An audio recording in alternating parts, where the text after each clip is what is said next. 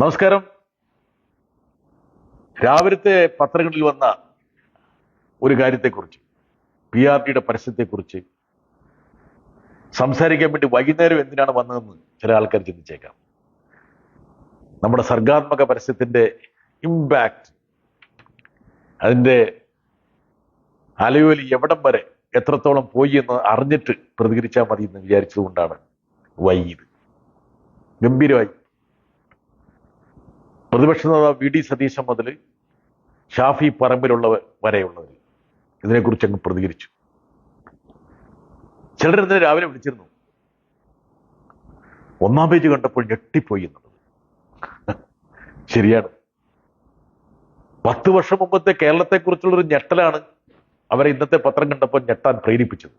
അത് തന്നെയാണല്ലോ പരസ്യത്തിന്റെ ഒരു വിജയം എന്നുള്ളത്. യഥാർത്ഥത്തിൽ PRD VD സതീശനോടും മറ്റ് കോൺഗ്രസ് നേതാക്കളോടും കടപ്പെട്ടിരിക്കുകയാണ്.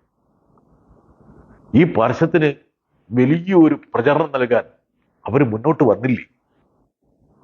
അവർ ബ്രാൻഡ് അംബാസഡർമാരായില്ലേ? അവർക്ക് എന്തെങ്കിലും ഒരു ആനുകൂല്യം കൊടുക്കാൻ പറ്റുമെന്നും കൂടി ആലോചിക്കണം. സതീശന്റെ പ്രതികരണം ശ്രദ്ധിച്ചു. പരസ്യമാണെന്ന് തോന്നിപ്പിക്കാത്ത രീതിയിലുള്ള ഒരു പരസ്യമാണ്, അതാണ് അദ്ദേഹം പറയാൻ ശ്രമിച്ചത്. അല്ല സതീശ, എല്ലാ പരസ്യങ്ങളും യഥാർത്ഥങ്ങളും വ്യാമോഹങ്ങളും ആയിരിക്കണം. അങ്ങനെ എന്തിനാ ചിന്തിക്കുന്നത്?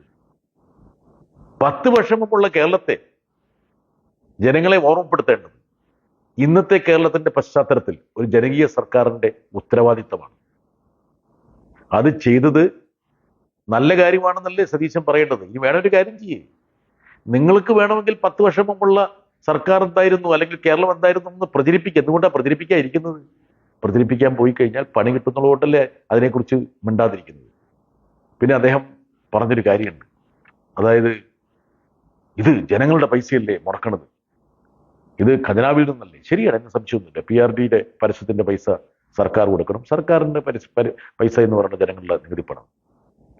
പ്രത്യേകിച്ച് ഒരു കാര്യവും ചെയ്യാതെ വെറും വിവാദങ്ങളും തമ്മിത്തല്ലും മാത്രം നടത്തിയിരുന്ന 5 വർഷത്തെ ഉമ്മൻചാണ്ടി സർക്കാരിന്റെ PRDയുടെ ബജറ്റ് എത്രയായിരുന്നു അറിയോ? അതായത് PRDയിലൂടെ ചെലവഴിച്ച പരസ്യത്തിന്റെ ബജറ്റ് അലോക്കേഷൻ എത്രയായിരുന്നു അറിയോ? 158 കോടി രൂപ 5 വർഷം, 2011 മുതൽ 16 കാലഘട്ടത്തിൽ ചെലവഴിച്ചു.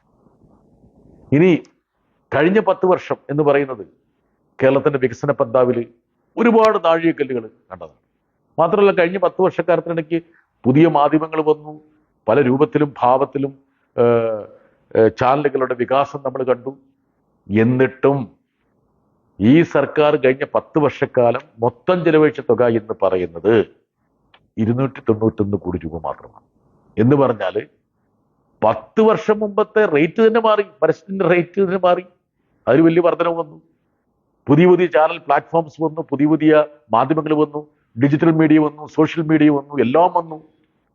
എന്നിട്ടും ഉമ്മൻചാണ്ടി സർക്കാരിന്റെ കാലത്ത് ചെലവഴിച്ച തുക PRD ചെലവഴിച്ചിട്ടില്ല.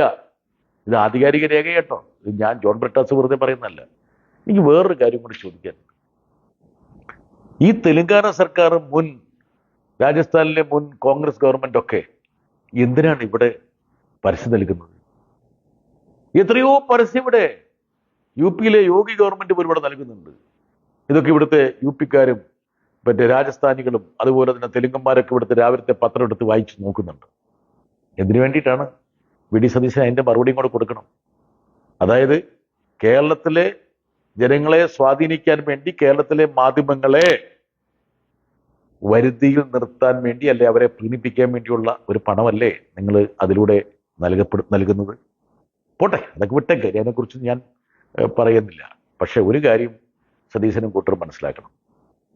നിങ്ങളുടെ നെഞ്ചിൻകൂടിലുണ്ടായിട്ടൊരു ആളലുണ്ടല്ലോ, ആ ആളലാണ് യഥാർത്ഥത്തിൽ ഈ പരസ്യത്തിന്റെ അകക്കാമ്പ് എന്ന് പറയുന്നത്.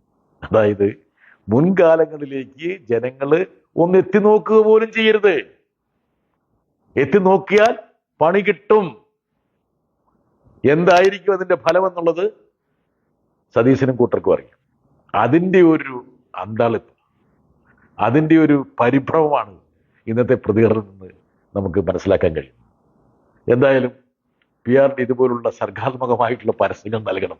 അതല്ലാതെ ആരും ശ്രദ്ധിക്കാത്ത പരസ്യങ്ങൾ കൊടുത്തിട്ട് വെറുതെ പൈസ കളയരുത്. ഇമ്പാക്റ്റഡ് ആയിരിക്കണം, ഇമ്പാക്റ്റ്ഫുൾ ആയിരിക്കണം പരസ്യം. അത് മാത്രമല്ല, ആ പരസ്യത്തിന്റെ അംബാസഡർമാരായിട്ട് മുഖ്യ പ്രതിപക്ഷത്തിന്റെ വക്താക്കളും കൂടി രംഗത്ത് വരണം. അപ്പോഴല്ലേ പരസ്യമാകുന്നത്.